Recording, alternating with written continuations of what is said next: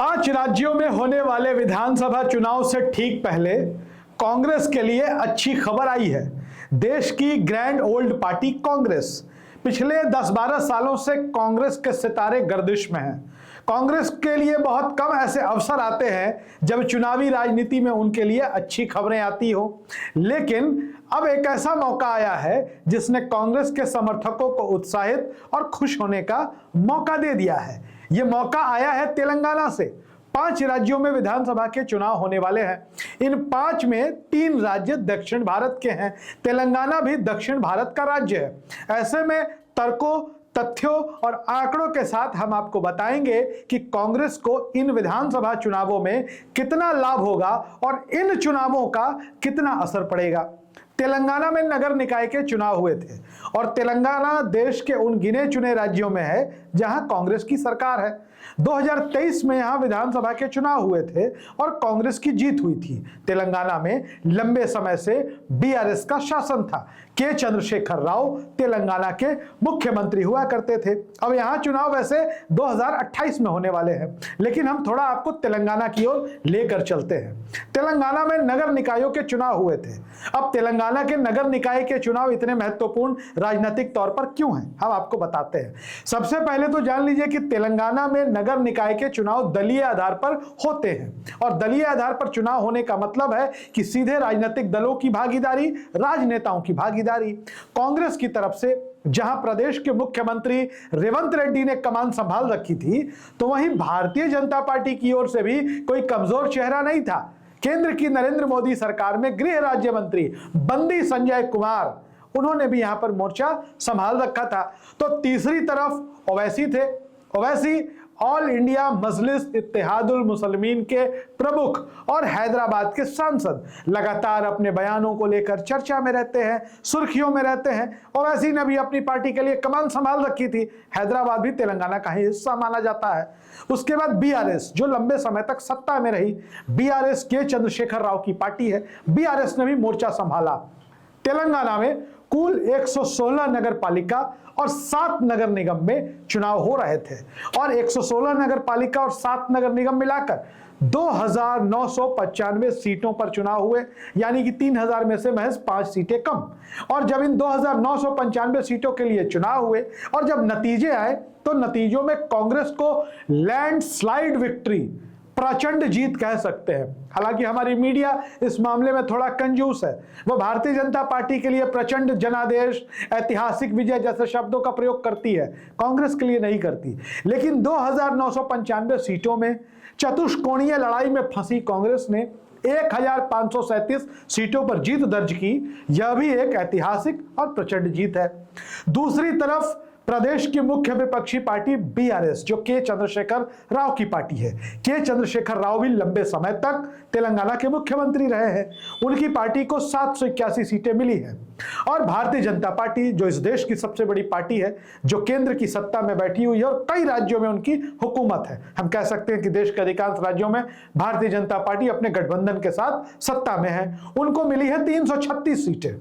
MIM की बात कर लें, ओवैसी तेलंगाना से ही आते हैं, उनका वहां जनाधार है। ओवैसी को मिली है 70 सीटें। ओवैसी के बाद बात करते हैं निर्दलीय, तो 183, लगभग 183 निर्दलीय पार्षद चुनाव जीत कर आए हैं और अदर्स के खाते में भी 73 सीटें गई हैं। अब सीटों की संख्या तो हो गई। अब बात करते हैं नगर निकायों में कहां कहां कांग्रेस का मेयर बनेगा। 116 नगर पालिकाओं में 90 से ज्यादा नगर पालिकाओं में कांग्रेस का मेयर बनना तय हो गया है और 7 नगर निगमों में से 5 नगर निगम में कांग्रेस का मेयर बनना तय हो गया है। लेकिन ठहरिए, बात यही खत्म नहीं होती। राजनीति में ठहराव नहीं होता, राजनीति में अवकाश नहीं होता। जो 90 नगर निकायों में जहां कांग्रेस की बहुमत आई है, वहां कांग्रेस का मेयर बनने जा रहा है। जिन 7 में 5 नगर निकायों में कांग्रेस का बहुमत आया है, वहां उनका मेयर बनने जा रहा है। नगर निगम में उनकी सरकार बनने जा रही है। लेकिन बाकी जगहों पर जहां त्रिशंकु की स्थिति है, जहां पर किसी को भी स्पष्ट बहुमत नहीं मिला है, जहां सामने वाली पार्टी बहुमत से 1-2 सीटों से पीछे रह गई है, वहां कांग्रेस ने सत्ता का दुरुपयोग करना शुरू कर दिया है। हम ऐसा इसलिए कह रहे हैं कि भारतीय जनता पार्टी के साथ बार बार सत्ता के दुरुपयोग शब्द का इस्तेमाल कर दिया जाता है, लेकिन जहां कांग्रेस सत्ता में है वहां आरोप लगाया जा रहा है कि कांग्रेस राज्य की सत्ता का दुरुपयोग कर रही है, और जहां किसी को बहुमत नहीं मिला है वहां पर अपना मेयर बनाने की कोशिश कर रही है। चलिए, यह तो हो गई कांग्रेस पर आरोपों की बात। अब आगे जानते हैं कि इसका दूरगामी राजनीति पर क्या असर पड़ेगा। तेलंगाना दक्षिण भारत का एक महत्वपूर्ण राज्य है।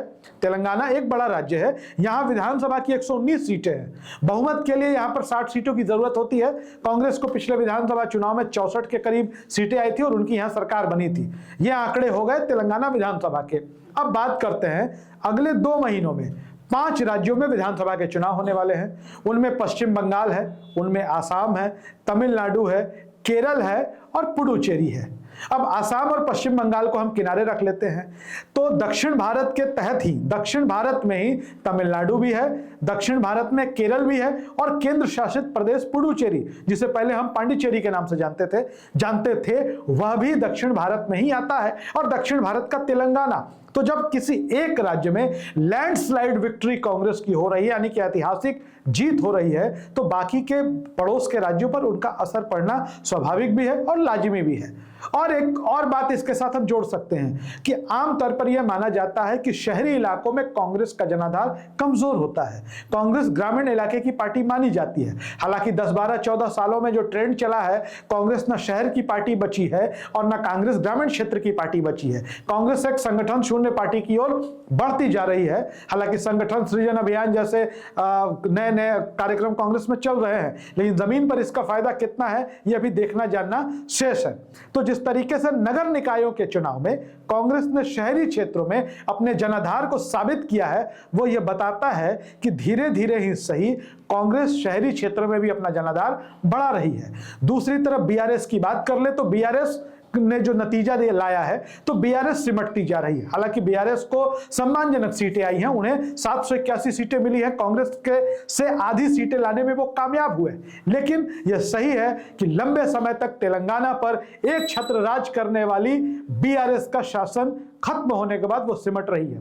तीसरा, बीजेपी का जनाधार भी तेलंगाना में बढ़ा है। हालांकि इसके साथ एक तथ्य और जोड़ा जा रहा है कि ओवैसी की पार्टी एमआईएम के चुनाव लड़ने और वोटों में बिखराव की वजह से, वोटों में बंटवारे की वजह से भारतीय जनता पार्टी का तेलंगाना में थोड़ा ठीक ठाक प्रदर्शन हुआ है। बीजेपी को 336 सीटें आई है। हालांकि कहां कांग्रेस 1537 और कहां बीजेपी 336, बहुत दूर का आंकड़ा है, लेकिन फिर भी हम तुलना इसलिए कर रहे हैं कि कांग्रेस और भाजपा आमने सामने की पार्टी है। खैर, आप इन चुनाव नतीजों पर क्या सोचते हैं? बाकी के जिन 5 राज्यों में विधानसभा के चुनाव होने वाले हैं, उनके बारे में आप क्या सोचते हैं? यहां तक आ गए हैं तो सब्सक्राइब जरूर करिएगा और अपनी राय कमेंट बॉक्स में लिखिएगा। हमारे वीडियोस आपको कैसे लगते हैं यह भी राय जरूर दीजिएगा। धन्यवाद।